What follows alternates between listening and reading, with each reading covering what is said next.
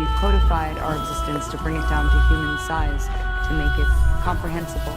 We've created a scale so that we can forget its unfathomable scale. Greetings.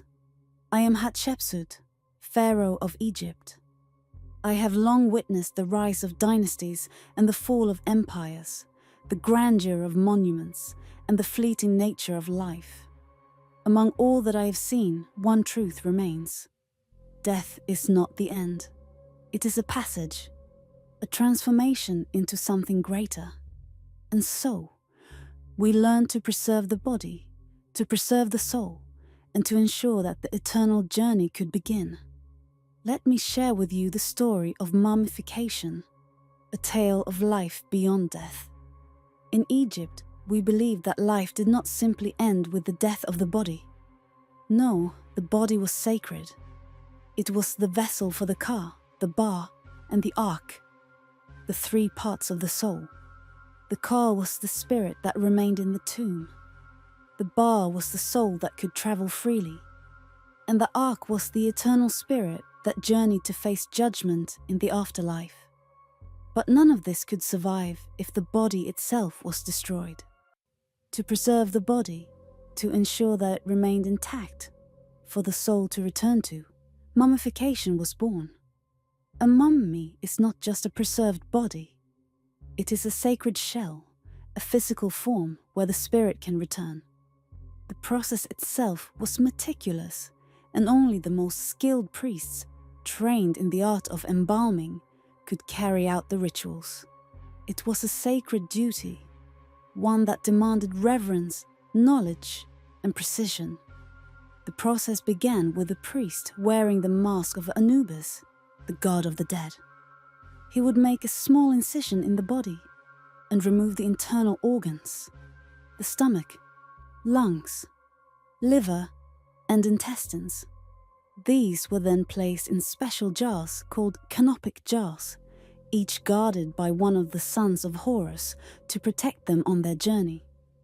The heart, the center of a person's being, was always left inside the body.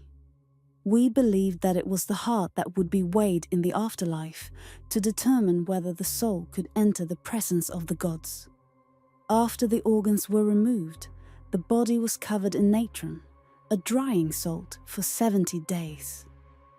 This step was essential to remove all moisture and ensure the body would not decay. Once dried, the body was reshaped with linen or sand to restore its human form. The body was then wrapped in hundreds of yards of linen, each layer a prayer, each fold a blessing. Amulets were placed between the layers of linen to protect the deceased and guide their soul. And finally, a mask of the person's face was placed over the head, giving them an eternal likeness. While I, as Pharaoh, ensured my body was prepared for eternity, I was not alone in this practice. Mummification was reserved for those who could afford it: royalty, nobles, and sometimes wealthy commoners. It was costly, a reflection of one's status and faith.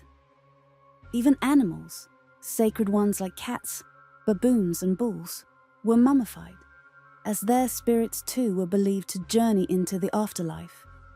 Among the most revered mummies were those of the pharaohs themselves.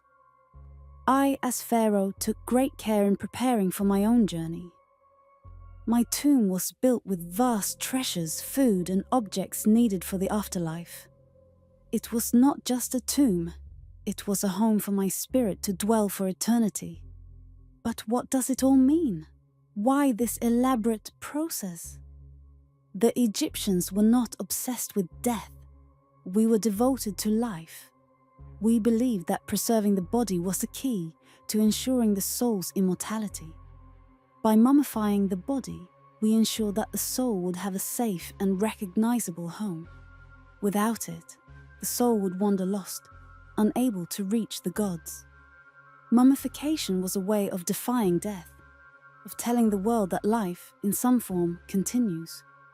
It was an act of faith, an act of hope that we could live on, not just in memory, but in a real, tangible way. The process was about ensuring that we could meet the gods, that we would be reborn into a world of eternal light. And when you study the mummies we left behind, you are not just learning about the past.